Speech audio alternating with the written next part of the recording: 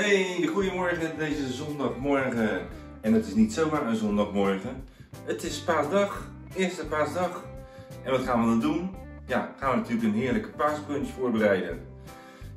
Voor deze paasbrunch ga ik 3 dingen maken.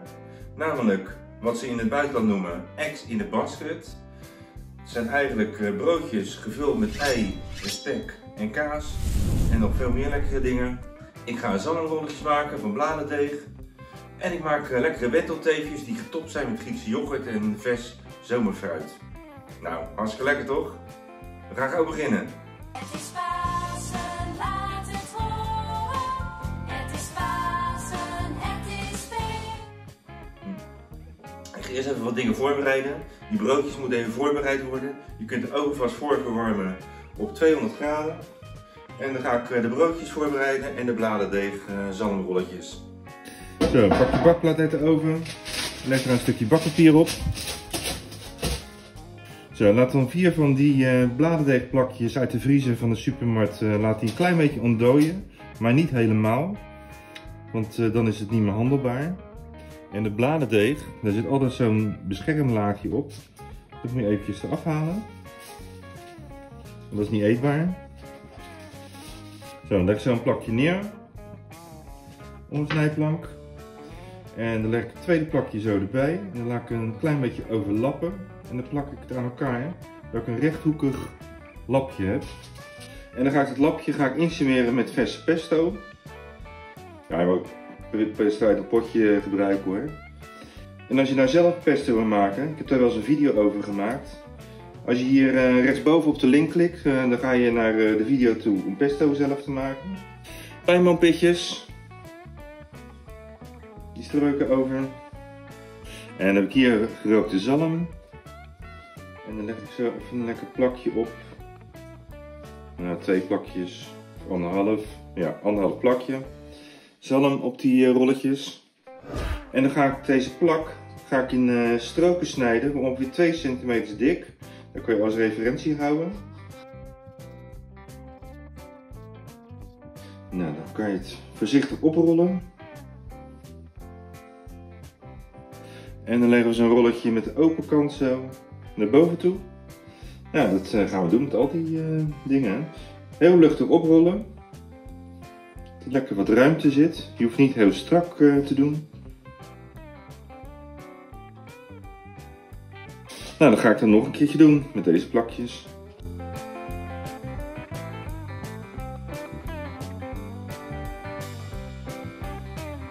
Het is Pasen, laat het horen.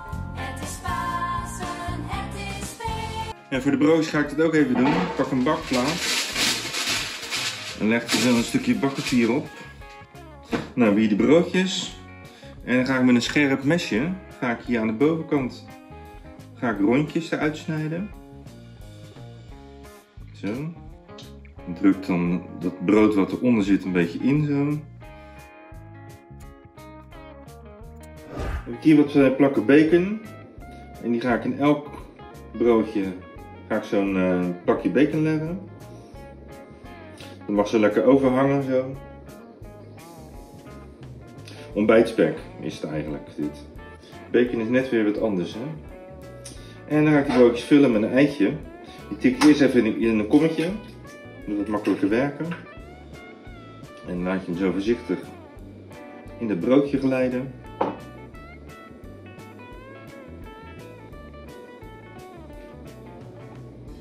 En dat bestrooi ik met wat zout en peper.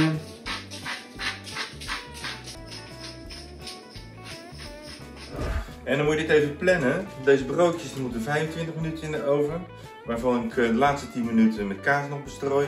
Wat ik laat smelten. En de bladerdeeg zalmdingen. Die moeten maar een kwartier in de oven. Dus die gaan er ook later in. Maar ik zet eerst een kwartier. Zet ik deze broodjes in de oven. Die laat ik even een kwartier bakken. En de laatste 10 minuten doe ik dan de kaas erover. 10 minutes later. Dan zet ik als die broodjes 10 minuten hebben gebakken, zet ik de zalmrolletjes erbij. Die moet een kwartiertje in de oven. Dan zet ik de hete luchtfunctie aan, want dan kan de lucht overal goed bij. En dan zet ik de temperatuur ietsje lager naar 180 graden. 15 minutes later. Zo, de broodjes hebben nu een kwartiertje gebakken. Dan ga ik hem even uithalen. Dan ga ik wat kaas overheen strooien.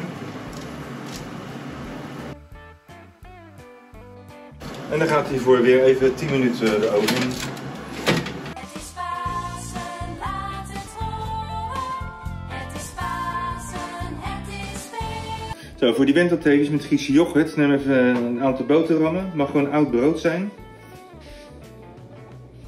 En ik hoop dat je zo'n uitsteekring hebt. Anders moet je een of ander jampotje nemen of zo. En dan ga ik rondjes snijden van die boterhammen. De uitsteken.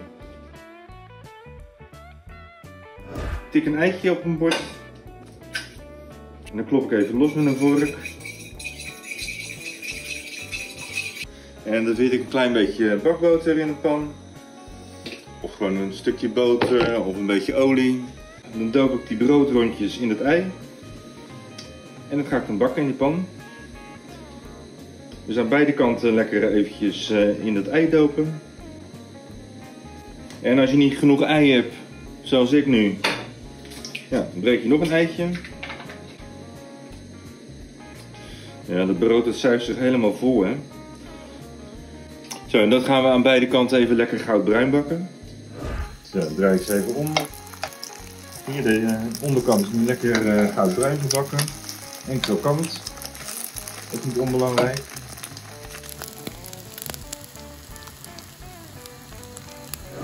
Kijk, dan gaan we voor die wentelteefjes. Leggen ze op een bordje. Dan doe ik een beetje Griekse yoghurt smeer ik daar bovenop. Ik spuit er een beetje agave-siroop over. Niet al te veel. Het mag ook honing zijn. En dan ga ik het beleggen met vers fruit. En dat is verder aan jou. Ik doe er een paar aardbeidjes op. En ik leg er wat bosbessen bij. Maar als frambozen in het seizoen zijn, kan je dat natuurlijk ook gebruiken. Of van die rode bessen. Allemaal hartstikke lekker. Nou, die broodjes zijn ook intussen klaar. Nou, die zien er lekker uit. Dan ga ik er natuurlijk eentje van bijleggen. Als je het toch in huis hebt, kan je een klein beetje peterselie zo knippen. Hele kleine stukjes. Ja, tegelijkertijd zijn die zalmrolletjes dan klaar. Kijk, dat ziet er natuurlijk hartstikke leuk uit zo. Dus daar leg je er 2 of 3 van op je bordje. Ja, er zijn wel een hoop omgevallen, maar ja, dat maakt ook verder niet uit hoor. Ja, dan vind ik het wel een super lekker bordje geworden zo. Het is Pasen, laat het horen. Het is Pasen, het is feest. Hey, sta jij nou in de keuken? Ja, Willeke in de keuken. Nou, hier ben je mijn partner, Willeke. Hi. Daar ben ik al 30 jaar gelukkig mee samen. Langer dan 30 jaar zelfs. Nou, en daar heb ik natuurlijk een lekker ontbijtje voor je. En dan ga ik eens een keertje niet zelf proeven, maar dan ga ik een ander proeven. Ja, dat zijn de zalmrolletjes met pesto. Goeie combinatie. Ja. Heerlijk. Ja. Het zouteren van die zalm. Deze ziet er ook mooi uit. Dus Ja. Ja, wentelteefje eigenlijk. Wentelteefje met Griekse yoghurt, agave-siroop en vers fruit. Wordt lekker fris door de Griekse yoghurt, denk ik. Ik hou van die combinatie. Ja. Met een beetje zuurig. Ja.